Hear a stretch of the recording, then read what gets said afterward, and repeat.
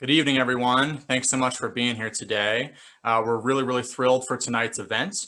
We know that this election is the fight of our lives. We know that, the soul of our nation is at stake. And we are in a battle to determine which way we bend the moral arc of the universe. So we're really excited to have some amazing guests tonight, including Mayor Pete Buttigieg, who we're going to hear from in just a minute. But we're going to kick off with an invocation from Sheridan Ruiz. So I'm going to turn it over to Sheridan. Thanks, Josh. If you'll please join me for a moment. O God of our many understandings, you have called us all here to pursue a more just and equitable society for ourselves, our loved ones, and the stranger we don't yet know. We each come with an issue on our hearts, whether it be the pandemic, the lack of care for your creation, racial injustice, or simply uncertainty for what lies ahead. We turn to you with hope, love, and in some cases, righteous anger. As we engage here today with Mayor Pete and our peers, help us to identify ways that we can be cornerstones of peace and restoration in our communities. May the words of our mouths and the meditations of our hearts be acceptable in your sight. Amen. Thank you so much, Sheridan. Now I have the pleasure of turning it over to Alina Rajwani, who is an intern with the Faith Engagement team at Biden for President, who is finishing up her undergraduate and master's degree in political science at Yale, and is just a tremendous asset to our team. So Alina, I'm going to turn over to you to introduce our keynote speaker tonight. Thank you, Josh. It is my honor to be introducing Mayor Pete Bouzesch tonight. Mayor Pete has served as two-term mayor of South Bend, Indiana, and was a Democratic candidate for President of the United States in 2020. A graduate of Harvard University and an Oxford Rhodes Scholar, Mayor Pete enlisted in the U.S. Navy Reserve and became a lieutenant when he was deployed to Afghanistan in 2014. In April 2019, he announced his candidacy for president, and in February 2020, won the Iowa caucus, becoming the first openly gay person to ever win a presidential primary or caucus. As mayor, he has worked across the aisle to transform South Bend into a 21st century city and build a South Bend community where every resident could feel safe and included. His first of its kind municipal identification cards for undocumented immigrants brought residents out of the shadows, while a small business incubator established in a historically Black neighborhood worked to expand opportunity. During his first term, Mayor Pete took a leave of absence to deploy to Afghanistan. He saw firsthand that when you bring Americans from different backgrounds together in common purpose, you can build the strongest fighting force in the world. In his speech withdrawing from the race on March 1st, 2020, he called on his supporters to continue championing the values of his campaign and build a country that really does empower every American to thrive and a future where everyone belongs. With that, please join me in welcoming Mayor Pete Buttigieg. Well, thank you for your introduction, and thank you to everybody on the Faith Engagement team. It's such important work. And I want to thank everybody joining for this event at such a critical time. You know, when I entered the campaign for president, I thought that the stakes were as high as they possibly could be, only to find that it is even more urgent in ways we couldn't have imagined just a few months ago that we get the right leadership. I also think there's a kind of realignment happening, or potentially happening if we get this right, across our country. I know that there are a lot of people, certainly some of my neighbors here in Indiana, who grew up believing that if you had certain values or cared about certain things, that meant you had to be a Republican. Certainly true in a lot of military families, and that is very much changing right now. I think that's also true for people of faith. There were generations for whom being politically conservative and being a believer were thought to be wrapped up in each other.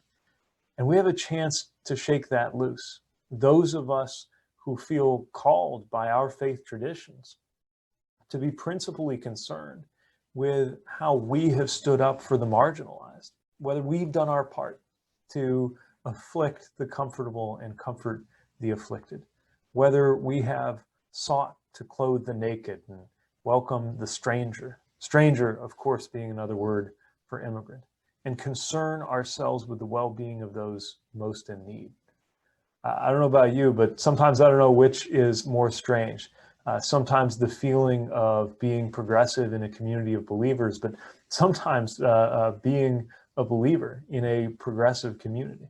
This is a moment, though, where that whole ground is shifting, where it's become clear in whole new ways, partly, of course, by the horrific conduct of this president, what it is that has to change. When you have a president who seems to regard the Bible as a prop to be held up and waved around, even while acting to repress those who were crying out for the very forms of justice, in this case, most urgently, when it comes to racial justice and the truth that Black Lives Matter, that we are called to in our traditions, making you wonder what it would be like if you were to actually open that book. But I'm not just here because of what it is we're against. In fact, more than anything, I'm here because of what it is we have a chance to be for. I think that Vice President Biden's message, that this is about the soul of the nation, which, by the way, is how he's talked about this race from day one, could not be more apt for the moment that we're in right now. Just look around us. Look at the pain that this country is experiencing, the anguish over what has gone on for hundreds of years, but also very much what is going on in this moment when it comes to racial injustice. The measures of how a society is doing, going all the way back to biblical times. How are we doing at controlling the spread of disease, political violence, fire, the very, very basics of what it takes in order to say that we have created a society where people can thrive, give us cause for concern, and give us a yearning and a burning need for a leader with compassion. I got to know Joe Biden when I was mayor and when he was vice president, but I got to know him even better, and Kamala Harris as well, while we were competing. And it says a lot about somebody, and it's certainly true for both of them, that you might come to admire and respect them during a period when you're in competition with them. But that's exactly how it was. And one of the things that was unmistakably true was how they are guided by their faith. Now, as a member of the LGBT community in particular, it's very important to me that we be here for people of every religion and of no religion equally, as the Constitution prescribes and as our consciences counsel. But that doesn't mean we have to be silent or pretend otherwise when our faith commitments call us to certain very specific needs in terms of the dignity of other people and our conduct in public life. And Joe Biden lives and breathes that. You will never see him holding up scripture as a cudgel or a political weapon, least of all using it to shout down those who hunger and thirst for justice, or using it to tell anybody that they don't belong. We have a chance to do something different, not to try to assign God to a political party, but to reach out to everybody who is a believer and invite them to be part of a better way across our country. So I'm excited. Yes, fearful of what will happen if we do not remedy the conditions our country has fallen into, but also very much excited about what we could deliver. If you zoom out from this year, which is a hard thing to do because this year has been so full of events and so full of pain and so full of anguish and complexity, but if you zoom out just a little bit and think about it, we're in one of those moments that, at least in my view, will shape how the years ahead unfold, really for the rest of our lives. We're just lucky and unlucky enough to be alive and in a role of responsibility, as every citizen is, at such a moment. And I actually think we could look back on the 2020s and say that these were the years in which America finally confronted racial injustice, the years in which America finally took its leadership role around the world in stewardship of creation and confronting climate change before it was too late. The year when America finally moved toward creating an economy where everyone can thrive and concerning itself with, yes, the middle class, but also poverty in this country. Not always a fashionable topic in politics, but one we have a chance to do something about. And it starts right now. 2020 has not gotten our decade off to a great start, but we get to decide what the story of 2020 will be. 2020 is not yet written. The most important thing to happen this year could well be ahead of us yet. That's what we are tasked with in these next 49 days. And that means reaching out in communities of believers who maybe haven't heard from our political party in a long time or ever. Partly because of the very healthy allergy that exists on our side of the aisle, again, to making sure that we're not party to religion as a source of exclusion in politics, but sometimes at the expense of connecting with people who need to hear that being a person of faith also means that they have a choice, especially in this moment that's in front of us right now. So whatever your faith tradition is and wherever it guides you, I hope you feel motivated to reach out to fellow believers and change the trajectory of our political, yes, but also our social life.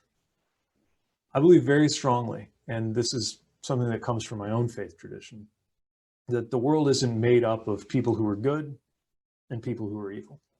And that means the moment we're in politically is not one of just hoping to round up all the people who are good and hope they outnumber all the people who are evil.